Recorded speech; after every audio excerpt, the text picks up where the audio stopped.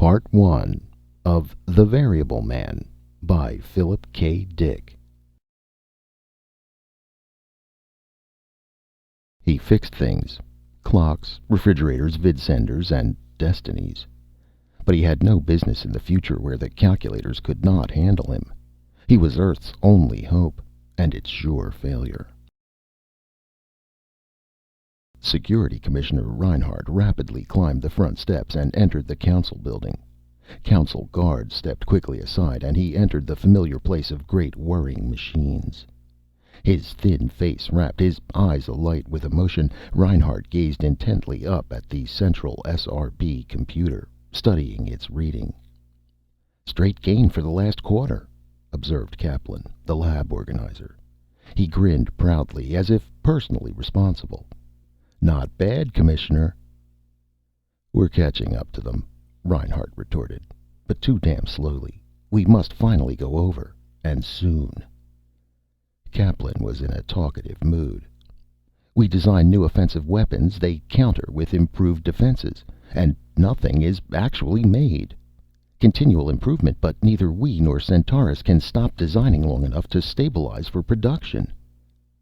"It will end," Reinhardt stated coldly, "as soon as Terra turns out a weapon for which Centaurus can build no defense."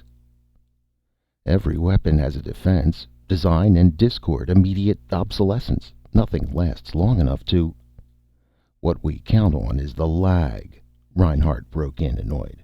His hard gray eyes bored into the lab organizer, and Kaplan slunk back. "The time lag between our offensive design and their counter development. The lag varies." He waved impatiently toward the massed banks of SRB machines. "As you well know." At this moment, 9:30 a.m., May 7th, 2136, the statistical ratio on the SRB machines stood at 21:17 on the Centauran side of the ledger. All facts considered, the odds favored a successful repulsion by Proxima Centaurus of a Terran military attack. The ratio was based on the total information known to the SRB machines, on a gestalt of the vast flow of data that poured in endlessly from all sectors of the Sol and Centaurus systems. 21:17 on the Centauran side. But a month ago it had been 24:18 in the enemy's favor. Things were improving, slowly but steadily. Centaurus, older and less virile than Terra, was unable to match Terra's rate of technocratic advance. Terra was pulling ahead. "If we went to war now," Reinhardt said thoughtfully, "we would lose. We're not far enough along to risk an overt attack." A harsh, ruthless glow twisted across the handsome features, distorting them into a stern mask. "But the odds are moving in our favor. Our offensive designs are gradually gaining on their defenses." "Let's hope the war comes soon," Kaplan agreed. "We're all on edge. This damn waiting." The war would come soon. Reinhardt knew it intuitively. The air was full of tension, the elan. He left the SRB rooms and hurried down the corridor to his own elaborately guarded office in the security wing. It wouldn't be long. He could practically feel the hot breath of destiny on his neck. For him, a pleasant feeling. His thin lips set in a humorless smile, showing an even line of white teeth against his tanned skin. It made him feel good, all right. He'd been working at it a long time. First contact, 100 years earlier, had ignited instant conflict between Proxima Centauran outposts and exploring Terran raiders. Flash fights, sudden eruptions of fire and energy beams. And then the long, dreary years of inaction between enemies, where contact required years of travel, even at nearly the speed of light. The two systems were evenly matched. Screen against screen, warship against power station. The Centauran Empire surrounded Terra, an iron ring that couldn't be broken, rusty and corroded as it was. Radical new weapons had to be conceived if Terra was to break out. Through the windows of his office, Reinhardt could see endless buildings and streets. Terrans hurrying back and forth. Bright specks that were commute ships. Little eggs that carried businessmen and white-collar workers around. The huge transport tubes that shot masses of workmen to factories and labor camps from their housing units. All these people waiting to break out, waiting for the day. Reinhardt snapped on his vid screen, the confidential channel. "Give me military designs," he ordered sharply. He sat tense, his wiry body taut, as the vidscreen warmed into life. Abruptly, he was facing the hulking image of Peter Sherikov, director of the vast network of labs under the Ural Mountains. Sherikov's great bearded features hardened as he recognized Reinhardt. His bushy black eyebrows pulled up in a sullen line. "What do you want? You know I'm busy. We have too much work to do as it is without being bothered by politicians." "I'm dropping over your way," Reinhardt answered lazily. He adjusted the cuff of his immaculate gray cloak. "I want a full description of your work and whatever progress you've made." "You'll find a regular departmental report plate filed in the usual way, around your office someplace. If you'll refer to that, you'll know exactly what we—" "I'm not interested in that. I want to see what you're doing, and I expect you to be prepared to describe your work fully. I'll be there shortly. Half an hour." Reinhardt cut the circuit. Sherikov's heavy features dwindled and faded. Reinhardt relaxed, letting his breath out. Too bad he had to work with Sherikov. He had never liked the man. The big Polish scientist was an individualist, refusing to integrate himself with society. Independent, atomistic in outlook, he held concepts of the individual as an end, diametrically contrary to the accepted organic state, Weltansicht. But Sherikov was the leading research scientist in charge of the military designs department, and on designs the whole future of Terra depended. Victory over Centaurus, or more waiting, bottled up in the Sol system, surrounded by a rotting, hostile empire, now sinking into ruin and decay, yet still strong. Reinhardt got quickly to his feet and left the office. He hurried down the hall and out of the council building. A few minutes later, he was heading across the mid-morning sky in his high-speed cruiser toward the Asiatic landmass, the vast Ural mountain range, toward the military design labs. Sherikov met him at the entrance. "Look here, Reinhardt. Don't think you're going to order me around. I'm not going to—" "Take it easy." Reinhardt fell into step beside the bigger man. They passed through the check and into the auxiliary labs. "No immediate coercion will be exerted over you or your staff. You're free to continue your work as you see fit. For the present. Let's get this straight. My concern is to integrate your work with our total social needs, as long as your work is sufficiently productive." Reinhardt stopped in his tracks. "Pretty, isn't he?" Sherikov said ironically. "What the hell is it?" "Icarus, we call him.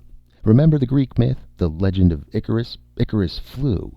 This Icarus is going to fly one of these days." Sherikov shrugged. "You can examine him if you want. I suppose this is what you came here to see." Reinhardt advanced slowly. "This is the weapon you've been working on?" "How does he look?" Rising up in the center of the chamber was a squat metal cylinder, a great ugly cone of dark gray. Technicians circled around it, wiring up the exposed relay banks. Reinhardt caught a glimpse of endless tubes and filaments, a maze of wires and terminals and parts crisscrossing each other, layer on layer. "What is it?" Reinhardt perched on the edge of a workbench, leaning his big shoulders against the wall. "An idea of Jameson Hedge, the same man who developed our instantaneous interstellar vidcasts 40 years ago. He was trying to find a method of faster-than-light travel when he was killed, destroyed along with most of his work. After that, FTL research was abandoned. It looked as if there were no future in it." "Wasn't it shown that nothing could travel faster than light?" "The interstellar vidcasts do. No. Hedge developed a valid FTL drive. He managed to propel an object at 50 times the speed of light, but as the object gained speed, its length began to diminish and its mass increased. This was in line with familiar 20th century concepts of mass energy transformation. We conjectured that as Hedge's object gained velocity, it would continue to lose length and gain mass until its length became nil and its mass infinite. Nobody can imagine such an object." "Go on." "But what actually occurred is this. Hedge's object continued to lose length and gain mass until it reached the theoretical limit of velocity, the speed of light. At that point, the object, still gaining speed, simply ceased to exist, having no length. It ceased to occupy space. It disappeared. However, the object had not been destroyed. It continued on its way, gaining momentum each moment, moving in an arc across the galaxy away from the Sol system. Hedge's object entered some other realm of being beyond our powers of conception. The next phase of Hedge's experiment consisted in a search for some way to slow the FTL object down, back to a sub-FTL speed, hence back into our universe. This counter-principle was eventually worked out. With what result? The death of Hedge and destruction of most of his equipment. His experimental object, in re-entering the space-time universe, came into being in space already occupied by matter. Possessing an incredible mass, just below infinity level, Hedge's object exploded in a titanic cataclysm. It was obvious that no space travel was possible with such a drive. Virtually all space contains some matter. To re-enter space would bring automatic destruction. Hedge had found his FTL drive and his counter-principle, but no one before this had been able to put them to any use. Reinhardt walked over toward the great metal cylinder. Sherikov jumped down and followed him. "I don't get it," Reinhardt said. "You said the principle is no good for space travel." "That's right." "What's this for, then? If the ship explodes as soon as it returns to our universe—" "This is not a ship." Sherikov grinned slyly. "Icarus is the first practical application of Hedge's principles. Icarus is a bomb." "So this is our weapon," Reinhardt said. "A bomb, an immense bomb." "A bomb moving at a velocity greater than light. A bomb which will not exist in our universe. The Centaurans won't be able to detect or stop it. How could they? As soon as it passes the speed of light, it will cease to exist beyond all detection." "But—" "Icarus will be launched outside the lab, on the surface. He will align himself with Proxima Centaurus, gaining speed rapidly. By the time he reaches his destination, he will be traveling at FTL 100. Icarus will be brought back to this universe within Centaurus itself. The explosion should destroy the star and wash away most of its planets, including their central hub planet, Armun. There is no way they can halt Icarus once he has been launched. No defense is possible. Nothing can stop him. It is a real fact." "When will he be ready?" Sherikov's eyes flickered. "Soon." "Exactly how soon?" The big Pole hesitated. "As a matter of fact, there's only one thing holding us back." Sherikov led Reinhardt around to the other side of the lab. He pushed a lab guard out of the way. "See this?" He tapped a round globe open at one end, the size of a grapefruit. "This is holding us up." "What is it?" "The central control turret. This thing brings Icarus back to sub-FTL flight at the correct moment. It must be absolutely accurate. Icarus will be within the star only a matter of a microsecond. If the turret does not function exactly, Icarus will pass out of the other side and shoot beyond the Centauran system." "How near completed is this turret?"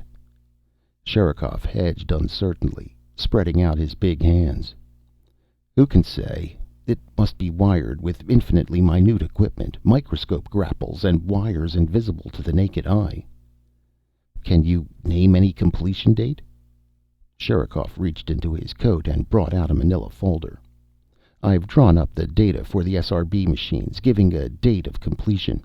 You can go ahead and feed it. I entered 10 days as the maximum period. The machine can work from that." Reinhardt accepted the folder cautiously. "You're sure about the date? I'm not convinced I can trust you, Sherikov."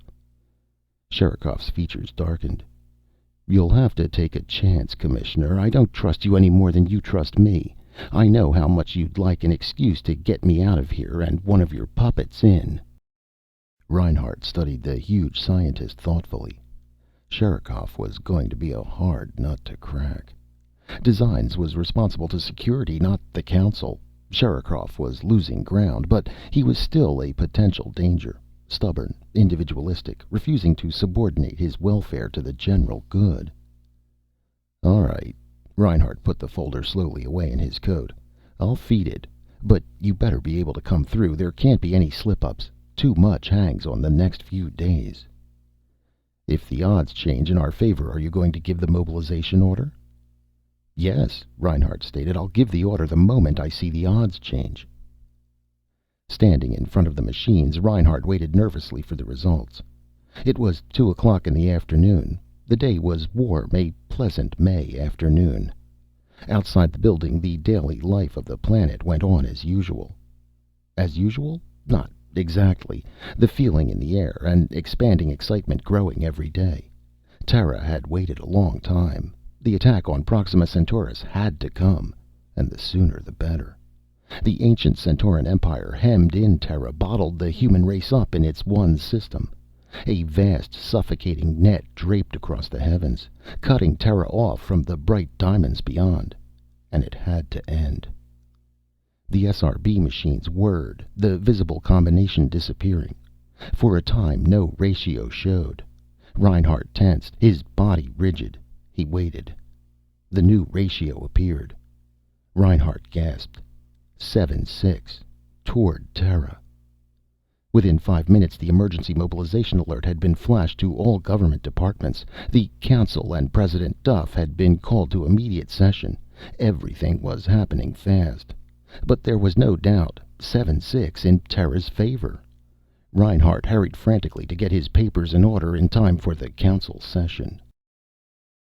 At Histo Research, the message plate was quickly pulled from the confidential slot and rushed across the central lab to the chief official. "Look at this." Fredman dropped the plate on his superior's desk. "Look at it."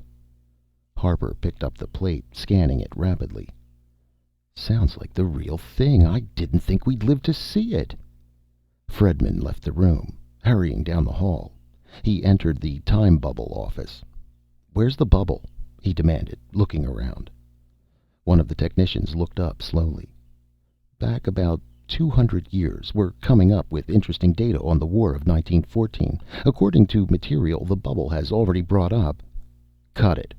We're through with routine work. Get the bubble back to the present. From now on, all equipment has to be free for military work." "But the bubble is regulated automatically." "You can bring it back manually." "It's risky," the technician hedged. "If the emergency requires it, I suppose we could take a chance and cut the automatic." "The emergency requires everything," Fredman said feelingly. "But the odds might change back," Margaret Duff, president of the council, said nervously. "Any minute they can revert." "This is our chance," Reinhardt snapped, his temper rising. "What the hell's the matter with you? We've waited years for this." The council buzzed with excitement. Margaret Duff hesitated uncertainly, her blue eyes clouded with worry. "I realize the opportunity is here, at least statistically, but the new odds have just appeared. How do we know they'll last? They stand on the basis of a single weapon." "You're wrong. You don't grasp the situation." Reinhardt held himself in check with great effort. "Sherikov's weapon tipped the ratio in our favor, but the odds have been moving in our direction for months. It was only a question of time. The new balance was inevitable, sooner or later. It's not just Sherikov. He's only one factor in this. It's all 9 planets of the Sol system. Not a single man." One of the councilmen stood up. "The President must be aware the entire planet is eager to end this waiting. All our activities for the past 80 years have been directed toward—" Reinhardt moved close to the slender president of the council. "If you don't approve the war, there probably will be mass rioting. Public reaction will be strong. Damn strong. And you know it." Margaret Duff shot him a cold glance. "You sent out the emergency order to force my hand. You were fully aware of what you were doing. You knew once the order was out, there'd be no stopping things." A murmur rushed through the council, gaining volume.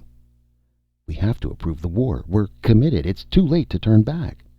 Shouts, angry voices, insistent waves of sound lapped around Margaret Duff. "I'm as much for the war as anybody," she said sharply. I'm only urging moderation. An inter-system war is a big thing. We're going to war because a machine says we have a statistical chance of winning." "There's no use starting a war unless we can win it," Reinhardt said. "The SRB machines tell us whether we can win." "They tell us our chance of winning. They don't guarantee anything." "What more can we ask beside a good chance of winning?" Margaret Duff clamped her jaw together tightly. "All right. I hear all the clamor. I won't stand in the way of Council approval. The vote can go ahead." Her cold, alert eyes appraised Reinhardt. "Especially since the emergency order has already been sent out to all government departments." "Good." Reinhardt stepped away with relief. "Then it's settled. We can finally go ahead with full mobilization." Mobilization proceeded rapidly. The next 48 hours were alive with activity. Reinhardt attended a policy-level military briefing in the council rooms, conducted by Fleet Commander Carleton. "You can see our strategy," Carleton said. He traced a diagram on the blackboard with a wave of his hand. "Sherikov states it'll take 8 more days to complete the FTL bomb. During that time, the fleet we have near the Centauran system will take up positions. As the bomb goes off, the fleet will begin operations against the remaining Centauran ships. Many will no doubt survive the blast, but with Armun gone, we should be able to handle them." Reinhardt took Commander Carleton's place. "I can report on the economic situation. Every factory on Terra is converted to arms production. With Armun out of the way, we should be able to promote mass insurrection among the Centauran colonies. An inter-system empire is hard to maintain, even with ships that approach light speed. Local warlords should pop up all over the place. We want to have weapons available for them, and ships, starting now, to reach them in time. Eventually, we hope to provide a unifying principle around which the colonies can all collect. Our interest is more economic than political. They can have any kind of government they want, as long as they act as supply areas for us, as our 8 system planets act now." Carleton resumed his report. "Once the Centauran fleet has been scattered, we can begin the crucial stage of the war. The landing of men and supplies from the ships we have waiting in all key areas throughout the Centauran system. In this stage—" Reinhardt moved away. It was hard to believe only 2 days had passed since the mobilization order had been sent out. The whole system was alive, functioning with feverish activity. Countless problems were being solved, but much remained. He entered the lift and ascended to the SRB room, curious to see if there had been any change in the machine's reading. He found it the same. So far, so good. Did the Centaurans know about Icarus? No doubt. But there wasn't anything they could do about it, at least not in 8 days. Kaplan came over to Reinhardt, sorting a new batch of data that had come in. The lab organizer searched through his data. "An amusing item came in. It might interest you." He handed a message plate to Reinhardt. It was from Histo Research. "May 9th, 2136. This is to report that in bringing the research time bubble up to the present, the manual return was used for the first time. Therefore, a clean break was not made, and a quantity of material from the past was brought forward. This material included an individual from the early 20th century who escaped from the lab immediately. He has not yet been taken into protective custody. Histo Research regrets this incident, but attributes it to the emergency. E. Fredman." Reinhardt handed the plate back to Kaplan. "Interesting. A man from the past, hauled into the middle of the biggest war the universe has seen. Strange things happen. I wonder what the machines will think." "Hard to say. Probably nothing." Reinhardt left the room and hurried along the corridor to his own office.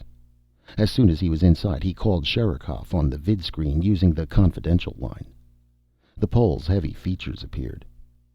"Good day, Commissioner. How's the war effort?" "Fine. How's the turret wiring proceeding?" A faint frown flickered across Sherikov's face. "As a matter of fact, Commissioner—" "What's the matter?" Reinhardt said sharply. Sherikov floundered. "You know how these things are. I've taken my crew off it and tried robot workers. They have greater dexterity, but they can't make decisions. This calls for more than mere dexterity. This calls for—" He searched for a word. For an artist." Reinhardt's face hardened. "Listen, Sherikov, you have 8 days left to complete the bomb. The data given to the SRB machines contained that information. The 7-6 ratio is based on that estimate. If you don't come through—" Sherikov twisted in embarrassment. "Don't get excited, Commissioner. We'll complete it." "I hope so. Call me as soon as it's done." Reinhardt snapped off the connection. If Sherikov let them down, he'd have him taken out and shot. The whole war depended on the FTL bomb. The vidscreen glowed again. Reinhardt snapped it on. Kaplan's face formed on it. The lab organizer's face was pale and frozen. "Commissioner, you better come up to the SRB office. Something's happened." "What is it?" "I'll show you." Alarmed, Reinhardt hurried out of his office and down the corridor. He found Kaplan standing in front of the SRB machines. "What's the story?" Reinhardt demanded. He glanced down at the reading. It was unchanged. Kaplan held up a message plate nervously. "A moment ago I fed this into the machines. After I saw the results I quickly removed it. It's that item I showed you from histo research about the man from the past." What happened when you fed it in?" Kaplan swallowed unhappily. "I'll show you. I'll do it again, exactly as before." He fed the plate into a moving intake belt. "Watch the visible figures," Kaplan muttered. Reinhardt watched, tense and rigid. For a moment nothing happened. 7-6 continued to show. Then the figures disappeared. The machines faltered. New figures showed briefly. 424 for Centaurus. Reinhardt gasped, suddenly sick with apprehension. But the figures vanished. New figures appeared. 1638 for Centaurus. Then 4886. 7915 in Terra's favor. Then nothing. The machines whirred, but nothing happened. Nothing at all. No figures. Only a blank. "What's it mean?" Reinhardt muttered, dazed. "It's fantastic. We didn't think this could—" "What's happened?" "The machines aren't able to handle the item. No reading can come. It's data they can't integrate. They can't use it for prediction material, and it throws off all their other figures." "Why?" It's a variable." Kaplan was shaking, white-lipped and pale. "Something from which no inference can be made.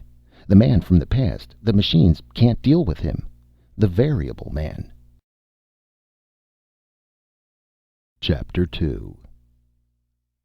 Thomas Cole was sharpening a knife with his whetstone when the tornado hit. The knife belonged to the lady in the big green house.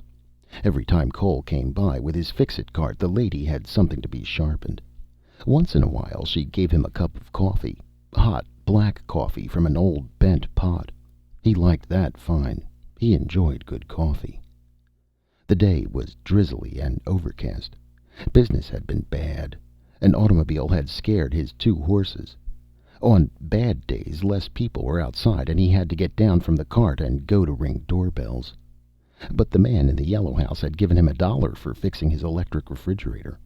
Nobody else had been able to fix it, not even the man from the factory. The $1 would go a long way. $1 was a lot. He knew it was a tornado even before it hit him. Everything was silent. He was bent over his whetstone, the reins between his knees, absorbed in his work. He had done a good job on the knife. He was almost finished. He spat on the blade and was holding it up to see, and then the tornado came. All at once it was there, completely around him. Nothing but grayness. He and the cart and horses seemed to be in a calm spot in the center of the tornado. They were moving in a great silence, gray mist everywhere. And while he was wondering what to do and how to get the lady's knife back to her, all at once there was a bump and the tornado tipped him over, sprawled out on the ground. The horses screamed in fear, struggling to pick themselves up. Cole got quickly to his feet. Where was he? The grayness was gone. White walls stuck up on all sides. A deep light gleamed down. Not daylight, but something like it. The team was pulling the cart on its side, dragging it along, tools and equipment falling out. Cole righted the cart, leaping up onto the seat. And for the first time, he saw the people. Men with astonished white faces, in some sort of uniforms. Shouts, noise and confusion, and a feeling of danger. Cole headed the team toward the door. Hooves thundered steel against steel as they pounded through the doorway, scattering the astonished men in all directions. He was out in a wide hall, a building like a hospital. The hall divided. More men were coming, spilling from all sides, shouting and milling in excitement like white ants. Something cut past him, a beam of dark violet. It seared off a corner of the cart, leaving the wood smoking. Cole felt fear. He kicked at the terrified horses. They reached a big door, crashing wildly against it. The door gave, and they were outside, bright sunlight blinking down on them. For a sickening second, the cart tilted, almost turning over. Then the horses gained speed, racing across an open field toward a distant line of green, Cole holding tightly to the reins. Behind him, the little white-faced men had come out and were standing in a group, gesturing frantically. He could hear their faint, shrill shouts. But he had got away. He was safe. He slowed the horses down and began to breathe again. The woods were artificial, some kind of park, but the park was wild and overgrown, a dense jungle of twisted plants, everything growing in confusion. The park was empty. No one was there. By the position of the sun, he could tell it was either early morning or late afternoon. The smell of the flowers and grass, the dampness of the leaves, indicated morning. It had been late afternoon when the tornado had picked him up, and the sky had been overcast and cloudy. Cole considered. Clearly he had been carried a long way. The hospital, the men with white faces, the odd lightning, the accented words he had caught, everything indicated he was no longer in Nebraska.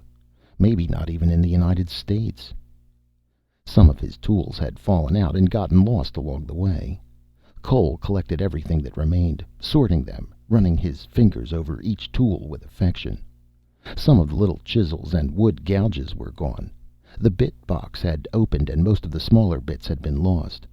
He gathered up those that remained and replaced them tenderly in the box. He took a keyhole saw down and with an oil rag wiped it carefully and replaced it. Above the cart the sun rose slowly in the sky. Cole peered up, his horny hand over his eyes. A big man, stoop-shouldered, his chin gray and stubbled, his clothes wrinkled and dirty, but his eyes were clear, a pale blue, and his hands were finely made. He could not stay in the park. They had seen him ride that way. They would be looking for him. Far above, something shot rapidly across the sky, a tiny black dot moving with incredible haste. A second dot followed. The two dots were gone almost before he saw them. They were utterly silent. Cole frowned, perturbed. The dots made him uneasy. He would have to keep moving and looking for food. His stomach was already beginning to rumble and groan. Work. There was plenty he could do. Gardening, sharpening, grinding, repair work on machines and clocks, fixing all kinds of household things. Even painting and odd jobs and carpentry and chores. He could do anything. Anything people wanted done. For a meal and pocket money. Thomas Cole urged the team into life, moving forward.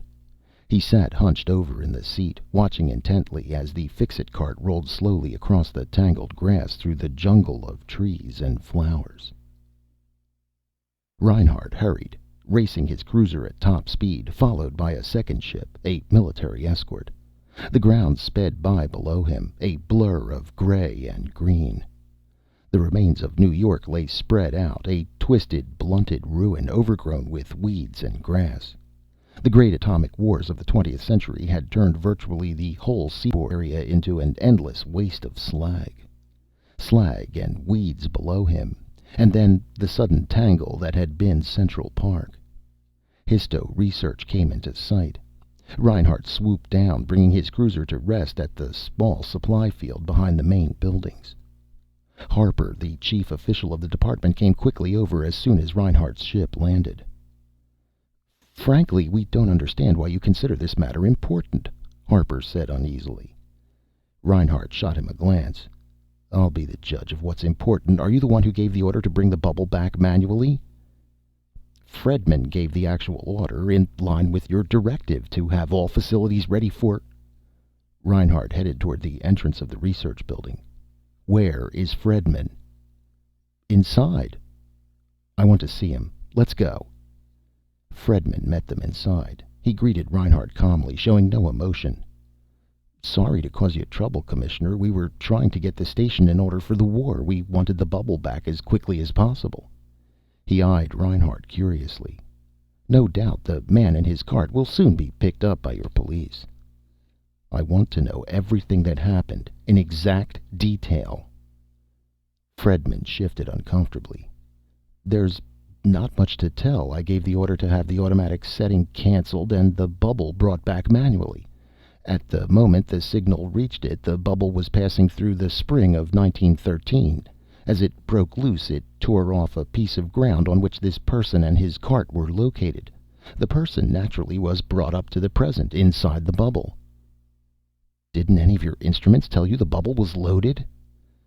We were too excited to take any readings. Half an hour after the manual control was thrown, the bubble materialized in the observation room. It was de-energized before anyone noticed what was inside. We tried to stop him, but he drove the cart out into the hall, bowling us out of his way. The horses were in a panic. What kind of cart was it?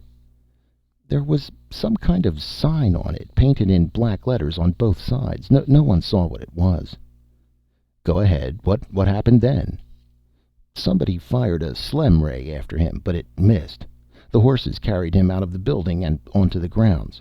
By the time we reached the exit, the cart was halfway to the park. Reinhardt reflected. If he's still in the park, we should have him shortly, but we must be careful. He was already starting back toward his ship, leaving Fredman behind. Harper fell in beside him. Reinhardt halted by his ship. He beckoned some government guards over. Put the executive staff of this department under arrest. I'll have them tried on a treason count later on. He smiled ironically as Harper's face blanched sickly pale. There's a war going on. You'll be lucky if you get off alive. Reinhardt entered his ship and left the surface, rising rapidly into the sky. A second ship followed after him, a military escort. Reinhardt flew high above the sea of gray slag, the unrecovered waste area. He passed over a sudden square of green set in the ocean of gray. Reinhardt gazed back at it until it was gone. Central Park. He could see police ships racing through the sky, ships and transports loaded with troops, heading toward the square of green. On the ground, some heavy guns and surface cars rumbled along, lines of black approaching the park from all sides. They would have the man soon, but meanwhile the SRB machines were blank, and on the SRB machines' readings, the whole war depended. About noon, the cart reached the edge of the park. Cole rested for a moment, allowing the horses time to crop at the thick grass. The silent expanse of slag amazed him. What had happened? Nothing stirred. No buildings, no sign of life. Grass and weeds poked up occasionally through it, breaking the flat surface here and there, but even so, the sight gave him an uneasy chill. Cole drove the cart slowly out onto the slag, studying the sky above him. There was nothing to hide him, now that he was out of the park. The slag was bare and uniform, like the ocean. If he were spotted... A horde of tiny black dots raced across the sky, coming rapidly closer. Presently they veered to the right and disappeared. More planes, wingless metal planes. He watched them go, driving slowly on. Half an hour later something appeared ahead. Cole slowed the cart down, peering to see. The slag came to an end. He had reached its limits. Ground appeared, dark soil and grass. Weeds grew everywhere. Ahead of him, beyond the end of the slag, was a line of buildings, houses of some sort, or sheds. Houses, probably, but not like any he had ever seen. The houses were uniform, all exactly the same, like little green shells, rows of them, several hundred. There was a little lawn in front of each. Lawn, a path, a front porch, bushes in a meager row around each house, but the houses were all alike and very small. little green shells in precise, even rows. He urged the cart cautiously forward, toward the houses. No one seemed to be around. He entered a street between two rows of houses, the hooves of his two horses sounding loudly in the silence. He was in some kind of town, but there were no dogs or children. Everything was neat and silent, like a model, an exhibit. It made him uncomfortable. A young man walking along the pavement gaped at him in wonder. An oddly dressed youth, in a toga-like cloak that hung down to his knees, a single piece of fabric, and sandals. Or what looked like sandals. Both the cloak and the sandals were of some strange half-luminous material. It glowed faintly in the sunlight, metallic rather than cloth. A woman was watering flowers at the edge of a lawn. She straightened up as his team of horses came near. Her eyes widened in astonishment, and then fear. Her mouth fell open in a soundless O, and her sprinkling can slipped from her fingers and rolled silently onto the lawn. Cole blushed and turned his head quickly away. The woman was scarcely dressed. He flicked the reins and urged the horses to hurry. Behind him the woman stood still. He stole a brief, hasty look back, and then shouted hoarsely to his team, ears scarlet. He had seen right. She wore only a pair of translucent shorts, nothing else. A mere fragment of the same half-luminous material that glowed and sparkled.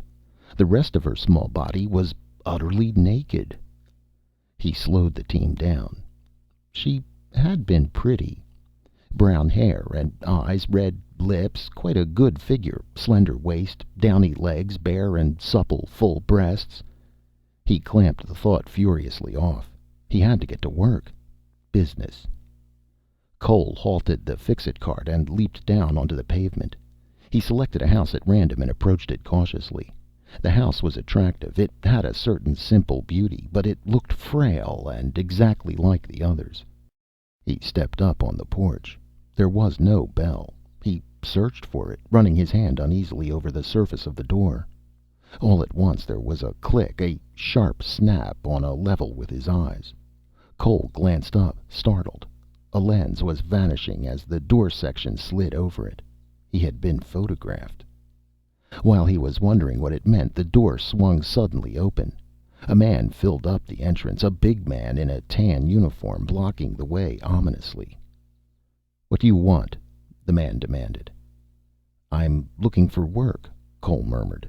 "Any kind of work. I can do anything, fix any kind of thing. I repair broken objects, things that need mending."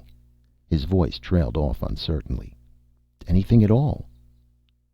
"Apply to the Placement Department of the Federal Activities Control Board," the man said crisply. "You know all occupational therapy is handled through them." He eyed Cole curiously. "Why have you got on those ancient clothes?" "Ancient? Why, I—" The man gazed past him at the Fix-It cart and the two dozing horses. "What's that? What are those two animals? Horses?" The man rubbed his jaw, studying Cole intently. "That's strange," he said. "Strange?" Cole murmured uneasily. "Why?" "There haven't been any horses for over a century. All the horses were wiped out during the Fifth Atomic War. That's why it's strange." Cole tensed, suddenly alert. There was something in the man's eyes, a hardness, a piercing look. Cole moved back off the porch onto the path. He had to be careful. Something was wrong. "I'll be going," he murmured. "There haven't been any horses for over 100 years." The man came toward Cole. "Who are you? Why are you dressed up like that? Where did you get that vehicle and pair of horses?" "I'll be going," Cole repeated, moving away. The man whipped something from his belt, a thin metal tube. He stuck it toward Cole. It was a rolled up paper, a thin sheet of metal in the form of a tube. Words, some kind of script. He could not make any of them out. The man's picture, rows of numbers, figures. "I'm Director Winslow," the man said. "Federal Stockpile Conservation. You better talk fast or there'll be a security car here in 5 minutes." Cole moved fast. He raced head down, back along the path to the cart toward the street. Something hit him, a wall of force throwing him down on his face. He sprawled in a heap, numb and dazed. His body ached, vibrating wildly out of control. Waves of shock rolled over him, gradually diminishing. He got shakily to his feet. His head spun. He was weak, shattered, trembling violently. The man was coming down the walk after him. Cole pulled himself onto the cart, gasping and retching. The horses jumped into life. Cole rolled over against the seat, sick with the motion of the swaying cart. He caught hold of the reins and managed to drag himself up in a sitting position. The cart gained speed, turning a corner. Houses flew past. Cole urged the team weakly, drawing great shuddering breaths. Houses and streets, a blur of motion as the cart flew faster and faster along.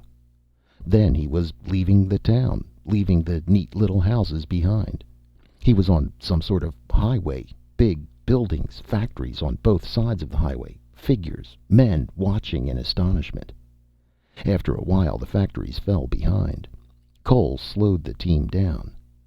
What had the man meant? Fifth atomic war. Horses destroyed. It didn't make any sense. And they had things he knew nothing about. Force fields, planes without wings, soundless. Cole reached around in his pockets. He found the identification tube the man had handed him. In the excitement, he had carried it off. He unrolled the tube slowly and began to study it. The writing was strange to him. For a long time he studied the tube. Then, gradually, he became aware of something. Something in the top right-hand corner. A date. October 6th, 2128. Cole's vision blurred. Everything spun and wavered around him. October 2128? Could it be? But he held the paper in his hand. Thin metal paper, like foil. And it had to be. It said so, right in the corner, printed on the paper itself. Cole rolled the tube up slowly, numbed with shock. 200 years. It didn't seem possible. But things were beginning to make sense. He was in the future, 200 years in the future. While he was mulling this over, the swift black security ship appeared overhead, diving rapidly toward the horse-drawn cart as it moved slowly along the road. Reinhardt's vid screen buzzed. He snapped it quickly on. Yes? Report from security. Put it through.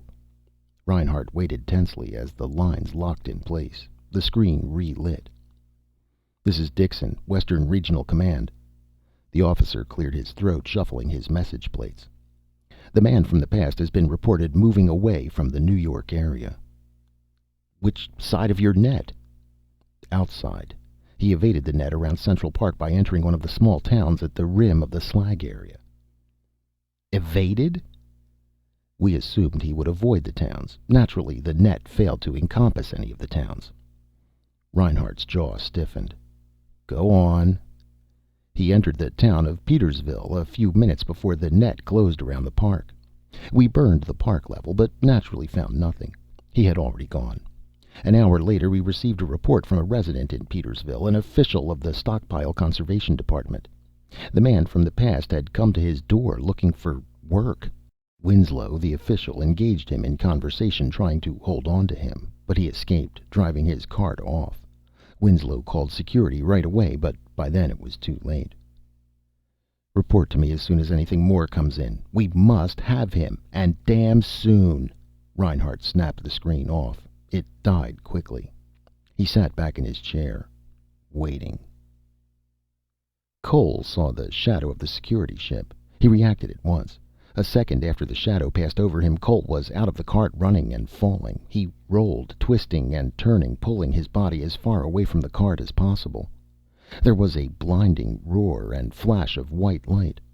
A hot wind rolled over Cole, picking him up and tossing him like a leaf.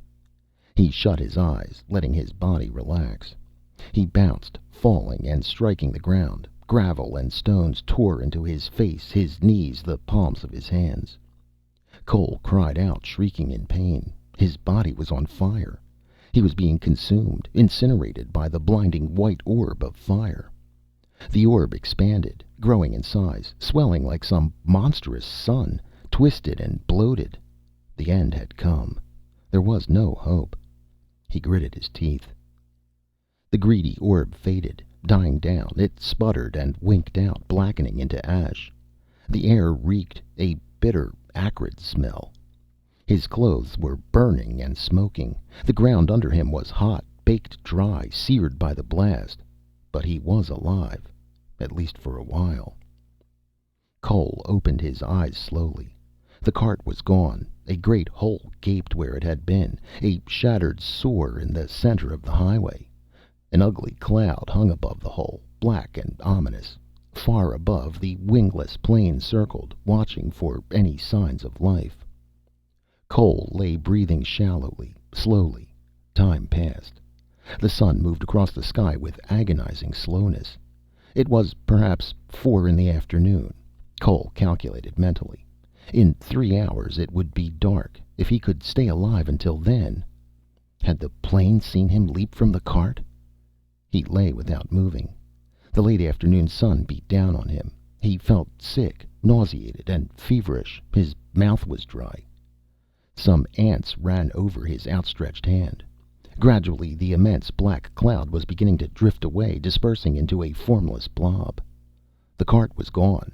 The thought lashed against him, pounding at his brain, mixing with his labored pulse beat. Gone. Destroyed. Nothing but ashes and debris remained. The realization dazed him. Finally, the plane finished its circling, winging its way toward the horizon, and at last it vanished. The sky was clear. Cole got unsteadily to his feet. He wiped his face shakily. His body ached and trembled. He spat a couple of times, trying to clear his mouth. The plane would probably send in a report. People would be coming to look for him. Where could he go? To his right, a line of hills rose up, a distant green mass. Maybe he could reach them. He began to walk slowly. He had to be very careful. They were looking for him, and they had weapons. Incredible weapons. He would be lucky to still be alive when the sun set. His team and fix-it cart were gone, and all his tools. Cole reached into his pockets. Searching through them hopefully, he brought out some small screwdrivers, a little pair of cutting pliers, some wire, some solder, the whetstone, and finally the lady's knife. Only a few small tools remained. He had lost everything else. But without the cart, he was safer, harder to spot. They would have more trouble finding him on foot. Cole hurried along, crossing the level fields toward the distant range of hills. The call came through to Reinhardt almost at once. Dixon's features formed on the vidscreen. "I have a further report, Commissioner." Dixon scanned the plate. "Good news. The man from the past was sighted moving away from Petersville along Highway 13 at about 10 miles an hour on his horse-drawn cart. Our ship bombed him immediately." Did you get him?" "The pilot reports no sign of life after the blast." Reinhardt's pulse almost stopped. He sank back in his chair. "Then he's dead?" "Actually, we won't know for certain until we can examine the debris. A surface car is speeding toward the spot. We should have the complete report in a short time. We'll notify you as soon as the information comes in." Reinhardt reached out and cut the screen. It faded into darkness. Had they got the man from the past, or had he escaped again? Weren't they ever going to get him? Couldn't he be captured? And meanwhile, the SRB machines were silent, showing nothing at all. Reinhardt sat brooding, waiting impatiently for the report of the surface car to come in. It was evening. "Come on," Steven shouted, running frantically after his brother. "Come on back." "Catch me." Earl ran and ran, down the side of the hill, over behind a military storage depot, along a Neotex fence, jumping finally down into Mrs. Norris's backyard. Steven hurried after his brother, sobbing for breath, shouting and gasping as he ran. "Come back! You come back with that!" "What's he got?" Sally Tate demanded, stepping out suddenly to block Steven's way. Steven halted, his chest rising and falling. "He's got my intersystem vidsender." His small face twisted with rage and misery. "He better give it back." Earl came circling around from the right. In the warm gloom of evening he was almost invisible. "Here I am." he announced. "What you going to do?" Steven glared at him hotly. His eyes made out the square box in Earl's hands. "You give that back, or I'll tell Dad." Earl laughed. "Make me." "Dad'll make you." "You better give it to him," Sally said. "Catch me." Earl started off. Steven pushed Sally out of the way, lashing wildly at his brother. He collided with him, throwing him sprawling. The box fell from Earl's hands. It skidded to the pavement, crashing into the side of a guide light post. Earl and Steven picked themselves up slowly. They gazed down at the broken box. "See?" Steven shrilled, tears filling his eyes. "See what you did?" "You did it. You pushed into me." "You did it." Steven bent down and picked up the box. He carried it over to the guide light, sitting down on the curb to examine it. Earl came over slowly. "If you hadn't pushed me, it wouldn't have gotten broken." Night was descending rapidly. The line of hills rising above the town were already lost in darkness. A few lights had come on here and there. The evening was warm. A surface car slammed its doors someplace off in the distance. In the sky, ships droned back and forth, weary commuters coming home from work in the big underground factory units. Thomas Cole came slowly toward the three children grouped around the guide light. He moved with difficulty, his body sore and bent with fatigue. Night had come, but he was not safe yet. He was tired, exhausted, and hungry. He had walked a long way, and he had to have something to eat. Soon. A few feet from the children, Cole stopped. They were all intent and absorbed by the box on Steven's knees. Suddenly a hush fell over the children. Earl looked up slowly. In the dim light, the big, stooped figure of Thomas Cole seemed extra menacing. His long arms hung down loosely at his sides. His face was lost in shadow. His body was shapeless, indistinct. A big, uniformed statue standing silently a few feet away, unmoving in the half-darkness. "Who are you?" Earl demanded, his voice low. "What do you want?" Sally said. The children edged away nervously. "Get away!" Cole came toward them. He bent down a little. The beam from the guide light crossed his features. Lean, prominent nose, beak-like, faded blue eyes. Steven scrambled to his feet, clutching the vidsender box. "You get out of here!" "Wait!" Cole smiled, crookedly at them. His voice was dry and raspy. "What do you have there?" He pointed with his long, slender fingers. "The box you're holding." The children were silent. Finally, Steven stirred. "It's my intersystem vidsender." "Only it doesn't work," Sally said. "Earl broke it." Steven glared at his brother bitterly. "Earl threw it down and broke it." Cole smiled a little. He sank down wearily on the edge of the curb, sighing with relief. He had been walking too long. His body ached with fatigue. He was hungry and tired. For a long time he sat, wiping perspiration from his neck and face, too exhausted to speak. "Who are you?" Sally demanded at last. "Why do you have on those funny clothes? Where did you come from?" "Where?" Cole looked around at the children. "From a long way off. A long way." He shook his head slowly from side to side, trying to clear it. "What's your therapy?" Earl said. "My therapy?" What do you do? Where do you work?" Cole took a deep breath and let it out again slowly. "I fix things. All kinds of things. Any kind." Earl sneered. "Nobody fixes things. When they break, you throw them away." Cole didn't hear him. Sudden need had roused him, getting him suddenly to his feet. "You know any work I can find?" he demanded. "Things I could do. I can fix anything. Clocks, typewriters, refrigerators, pots and pans, leaks in the roof. I can fix anything there is." Steven held out his intersystem vidsender. "Fix this." There was silence. Slowly, Cole's eyes focused on the box. "That?" "My sender. Earl broke it." Cole took the box slowly. He turned it over, holding it up to the light. He frowned, concentrating on it. His long, slender fingers moved carefully over the surface, exploring it. "He'll steal it," Earl said suddenly. "No." Cole shook his head vaguely. "I'm reliable." His sensitive fingers found the studs that held the box together. He depressed the studs, pushing them expertly in. The box opened, revealing its complex interior. "He got it open," Sally whispered. "Give it back," Steven demanded, a little frightened. He held out his hand. I want it back." The three children watched Cole apprehensively. Cole fumbled in his pocket. Slowly he brought out his tiny screwdrivers and pliers. He laid them in a row beside him. He made no move to return the box. "I want it back," Steven said feebly. Cole looked up. His faded blue eyes took in the sight of the three children standing before him in the gloom. "I'll fix it for you. You said you wanted it fixed." "I want it back." Steven stood on one foot, then the other, torn by doubt and indecision. "Can you really fix it? Can you make it work again?"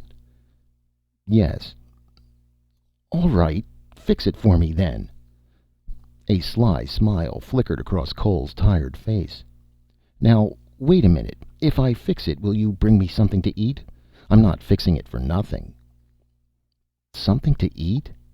"Food. I need hot food. Maybe some coffee." Steven nodded. "Yes, I'll get it for you." Cole relaxed. "Fine. That's fine." He turned his attention back to the box resting between his knees. "Then I'll fix it for you. I'll fix it for you good." His fingers flew, working and twisting, tracing down wires and relays, exploring and examining, finding out about the inter-system vidsender, discovering how it worked. Steven slipped into the house through the emergency door. He made his way to the kitchen with great care, walking on tiptoe. He punched the kitchen controls at random, his heart beating excitedly. The stove began to whir, purring into life. Meter readings came on, crossing toward the completion marks. Presently the stove opened, sliding out a tray of steaming dishes. The mechanism clicked off, dying into silence. Steven grabbed up the contents of the tray, filling his arms. He carried everything down the hall, out of the emergency door, and into the yard. The yard was dark. Steven felt his way carefully along. He managed to reach the guide light without dropping anything at all. Thomas Cole got slowly to his feet as Steven came into view. "Here," Steven said. He dumped the food onto the curb, gasping for breath. "Here's the food. Is it finished?" Cole held out the inter-system vidsender. "It's finished. It was pretty badly smashed." Earl and Sally gazed up, wide-eyed. "Does it work?" Sally asked. "Of course not," Earl stated. "How could it work? He couldn't—" "Turn it on." Sally nudged Steven eagerly. "See if it works." Steven was holding the box under the light, examining the switches. He clicked the main switch on. The indicator light gleamed. "It lights up," Steven said. "Say something into it." Steven spoke into the box. "Hello, hello, this is operator 6Z75 calling. Can you hear me? This is operator 6Z75. Can you hear me?" In the darkness, away from the beam of the guide light, Thomas Cole sat crouched over the food. He ate gratefully, silently. It was good food, well cooked and seasoned. He drank a container of orange juice, and then a sweet drink he didn't recognize. Most of the food was strange to him, but he didn't care. He had walked a long way, and he was plenty hungry. And he still had a long way to go before morning. He had to be deep in the hills before the sun came up. Instinct told him that he would be safe among the trees and tangled growth, at least as safe as he could hope for. He ate rapidly, intent on the food. He did not look up until he was finished. Then he got slowly to his feet, wiping his mouth with the back of his hand. The three children were standing around in a circle, operating the inter-system vidsender. He watched them for a few minutes. None of them looked up from the small box. They were intent, absorbed in what they were doing. "Well," Cole said at last, "does it work all right?" After a moment, Steven looked up at him. There was a strange expression on his face. He nodded slowly. "Yes. Yes, it works. It works fine." Cole grunted. "All right." He turned and moved away from the light. "That's fine." Children watched silently until the figure of Thomas Cole had completely disappeared.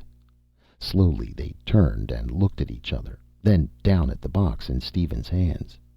They gazed at the box in growing awe, awe mixed with dawning fear. Steven turned and edged towards his house. "I've got to show it to my dad," he murmured, dazed. "He's got to know. Somebody's got to know."